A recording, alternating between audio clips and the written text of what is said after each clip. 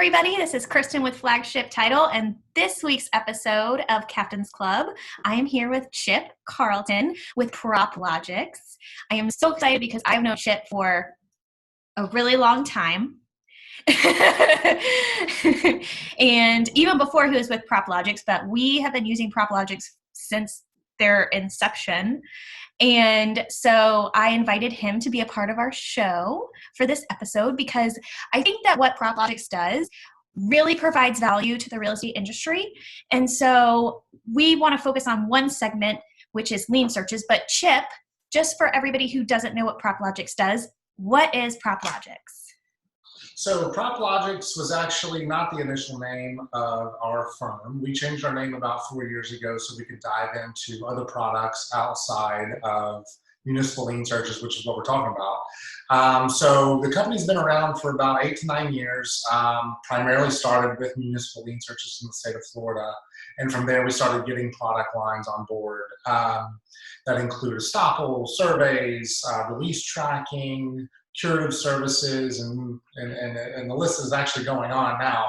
But we've just gotten into those by way of request of our clients because fortunately we do a good job on our services, and so they would ask us to do other ones. Yeah. So we got into that. So ultimately, you know, to kind of pivot back to municipal lien searches, it's kind of the core of our business. It's not 100% of it anymore, but it's barely even 50% of it anymore. But it is what we were founded on. And kind of what we know best. Yeah, for sure. And, you know, just to piggyback on that, as far as an all-encompassing company of what you do, primarily you service title companies and law firms, correct? That's right. Yeah, that's primarily the focus of what we do. We do work with some investor-based firms, but primarily it's about 95% law firms and title firms. Yep. Perfect. Well, Yep. Thanks for that intro.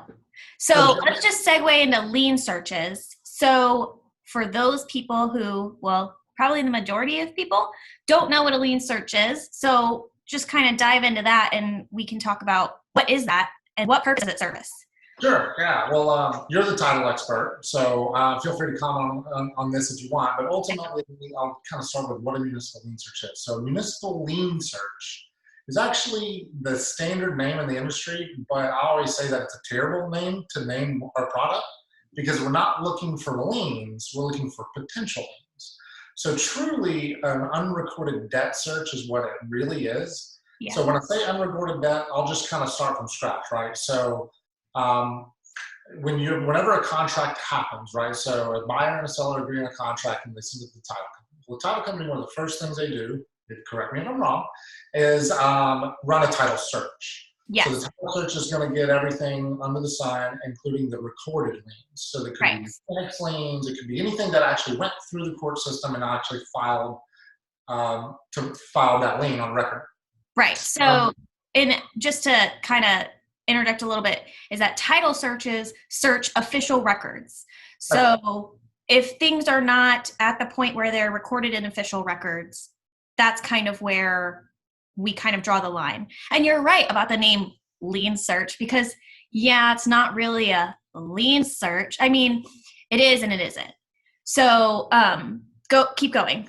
Yeah. So ultimately, it's a potential lien, right? So on the title search, you'll find, and if you're a realtor, I hope you're looking at the title search, but on the Schedule B2 document is the exceptions.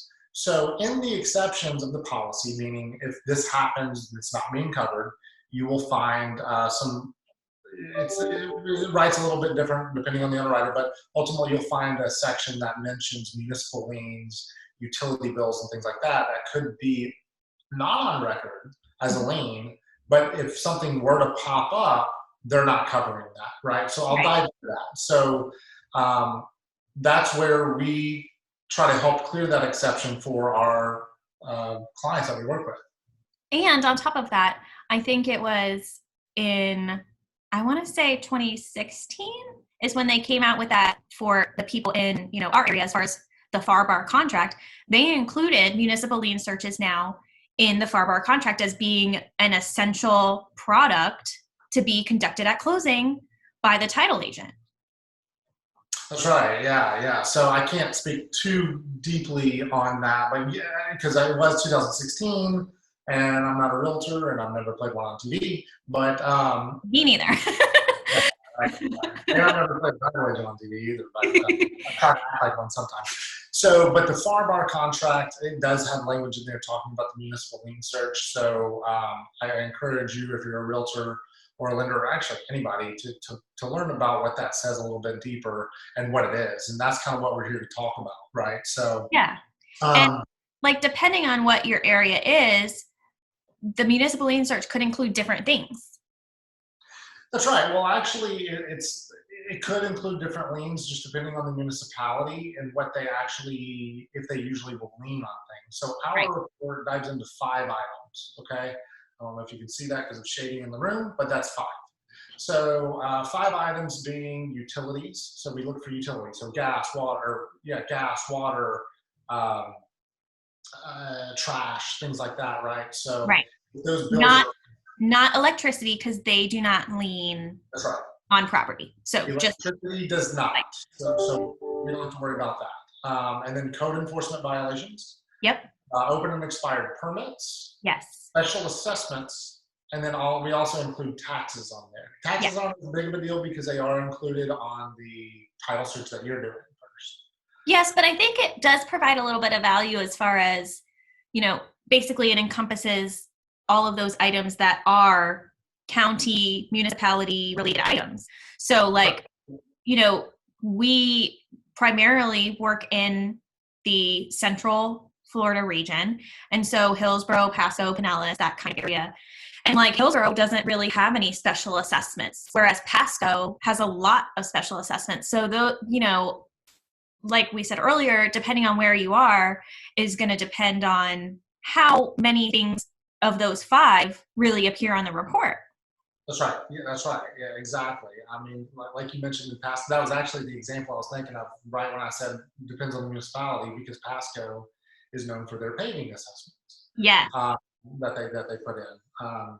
So yeah, so ultimately, to kind of explain it to everybody watching, that all these items are unrecorded debt, but there is debt on the property. Let me break that down for you. So what that means is, if for whatever reason this information isn't found, and a code enforcement violation is sitting out there, and a code enforcement violation could be uncut lawns, things like that, that sit on investment properties or distressed properties or something like that, and a buyer goes to buy the home, this information isn't looked for. It's an exception on the policy. They're working with a title firm or a law firm that doesn't really look for this information for whatever reason, to clear that exception. And the municipality says, hey, there's we'll call it $5,000 code enforcement violation from the lawn was unkept.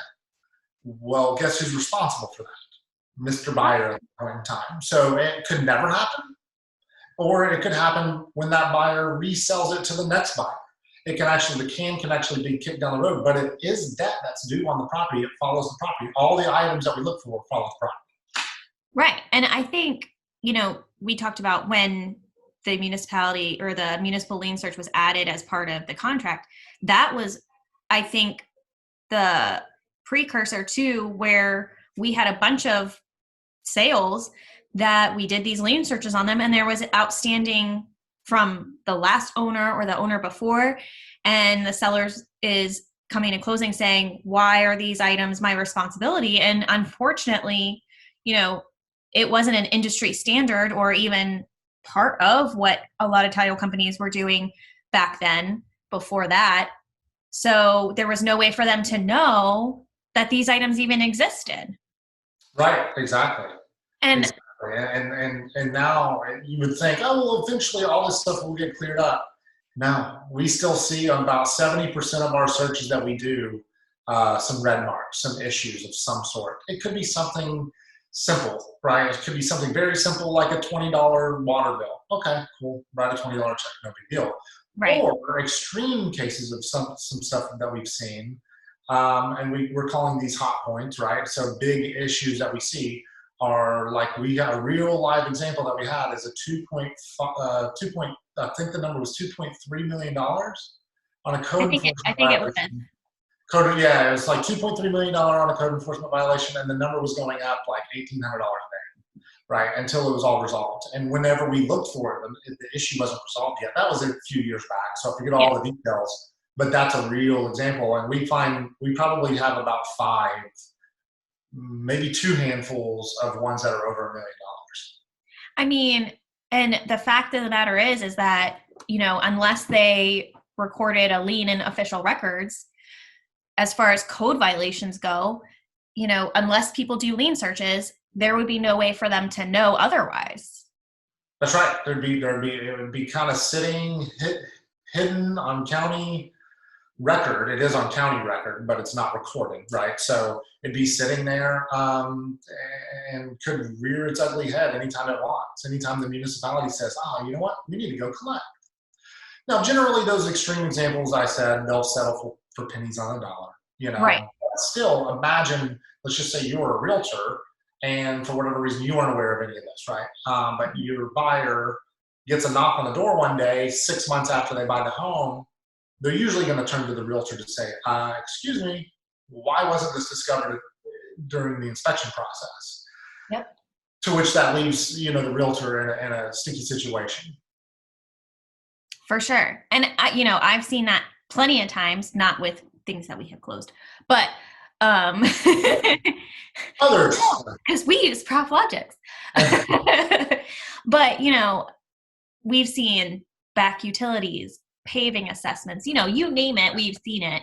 And, I think one of the hot points is permits, because a lot of people weren't doing any sort of permit searches or anything like that. And sometimes, correct me if I'm wrong, some title companies and law firms still do not search permits, because technically, and I'll put this caveat in there, technically permits, even if, we do a lien search or whatnot, they are not covered under title insurance. So I will put that out there now. However, it's an additional service to our clients to be able to provide them with that information, because we don't want the buyers coming back and saying, "Oh, well, this expired permit is out there and I can't do XYZ because they won't let me do it without closing out this permit."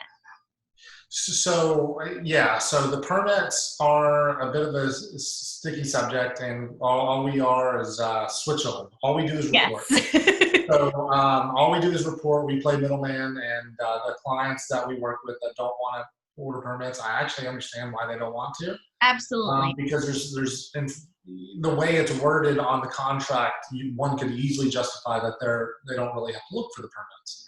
Oh, for sure. And depending on which contract they use, whether they use the as is or the normal, still it leans towards whatever is known, meaning whatever the seller is aware of or anything like that. That's right. So, speaking to that, the permits are a big hot button and a big hot point, because it's a lot of unknown. And if there's a extension on a house that was built and the contractor never closed out the permits, and it could have been a $50,000 job, I'm throwing random numbers out, but it could have been a big job. They never closed the permit. They never got the CO. And at any point in time, the municipality, the county or city, could come to you and say, "Hey, we just need to get this closed out." Well, maybe it's bad work they did, the previous owner, right? Or maybe it's bad work they did, and they have to do all these inspections and things like that to get it cleared up. And that's on the buyer. That's on who's living in the home at that point in time. So it's important as a buyer's agent that you're making sure that your buyer's protected from those type of issues. Absolutely. And just to clarify, because I don't know if, people don't know as far as lien searches, what that entails. When we're talking about permits, we're not talking about if you did work and you didn't pull a permit. That's not what we're talking about. We're talking about if there's a permit pulled, it's still open, or a permit is pulled and it has expired. So those are the two items that would appear on the lien search versus, if an owner, converted a garage into living quarters and didn't pull a permit. That may appear on code violations if it's caught. but it would not necessarily appear on a permit search if that, if that was the case. I get that question all the time. What if work was, how do you let us know that work was done without a permit? And it's like, well, we have no idea. How do you know if there's work without a permit? Right? So there's no way we can report on that because all we're looking at is county and city records. So there's no way for us to know that or report it for that matter. So that needs to be done. If it looks like there may have been some work done that doesn't match the original floor plan, then you may want to do some other investigation and look into it. You can't really report. Yeah. I mean, one thing that I suggest a lot of times is when you look at the property appraiser and the property appraiser says the house is 1,000 square feet and then your listing says 1,200 square feet, that would be an indicator that maybe somebody did some work or converted a garage or a patio or something into another room. Those would be kind of, I guess we would call them hot points to look for. Sure. In that sense. Yeah. Mm-hmm. And I think, as far as issues that could really prevent a problem for closing, I think permits and code enforcement are going to be your top two because, utility payments, you pay them and you go on. But with permits and code enforcement, there may be things needed to be done in order to clear those. That's right. Yeah, right. Exactly. Right. And code enforcement could be you pay it and go on as well. Yep. But usually it's not that simple because it needs to be resolved first. If it's not, it may already be resolved, but there's still debt that sits on it. So it may have been $100 a day until you cut this line. It got to $2,300 because in like 23 days they cut it and then it sits. But that debt still remains until settled. And I think depending on, because I had this in Charlotte County, a code violation for, let's use your example, cutting your lawn. Let's say it's a vacant lot and, they have a code violation for that. If the county, has that violation for a certain amount of time, they may send someone out there to do the work. And if that's the case, you have to pay what that lien violation is because they've already had someone out there and gone and done the work. If they haven't done the work and you did it, then there are opportunities for what they call a lien reduction program. Mm-hmm. So I think that's another thing I like about your product is that you guys, what you do is you say, okay, this is what the violation is, and here's what we can do as far as a title company. What is it that we can do? Can we call them and get a lien reduction? Here's the application, that kind of thing. And the same thing with permits. If it's a really old permit, one solution would be sometimes the counties will allow you to have an engineer come out, do an engineer letter, and then they'll close it out once the engineer letter is received because they don't have inspectors that know the codes, from every single time period. So if you have a permit that's from 1980, they're not going to send someone out there because that person's not necessarily going to know what the code was for 1980 in order to clear that permit. Right. Yeah. All very good.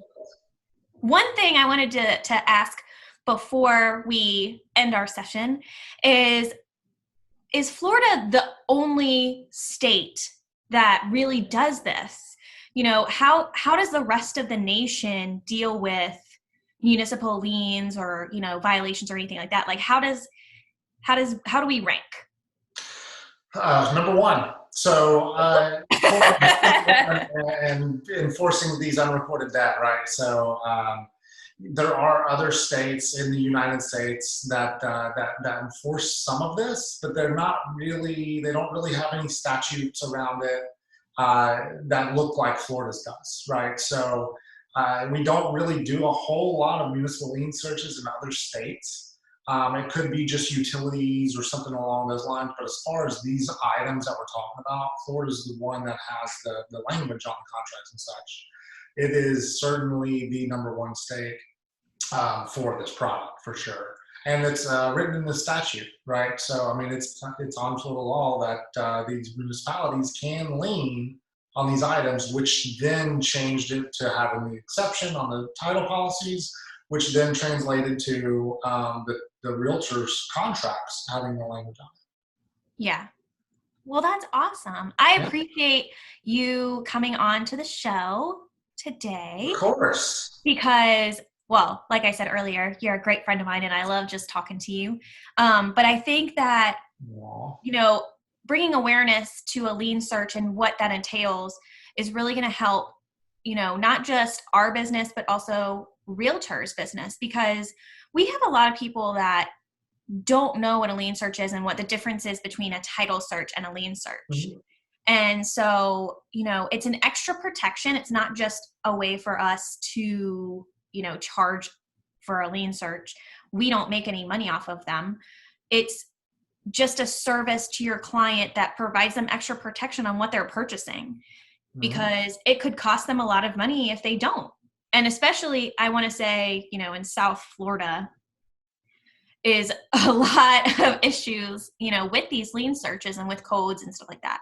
Yeah, yeah. So, it's really important for every transaction, in my opinion, to have a lien search those municipalities and just make sure that nothing was missed in the past, and that everything is transferred over to the buyer free and clear, no matter if it's covered under the title insurance or not. Couldn't have said it better. Oh, thanks, Chip. I'll send you the recording after so you can put it on your website. Okay, all right, sounds good. I'm just gonna do that, and I'll be like, hey, we have a new spokesperson, and that also happens to be a client. For sure. Thank you so much, Chip. And I Yep, hope you thank have you. a great rest of the day. Okay, you too.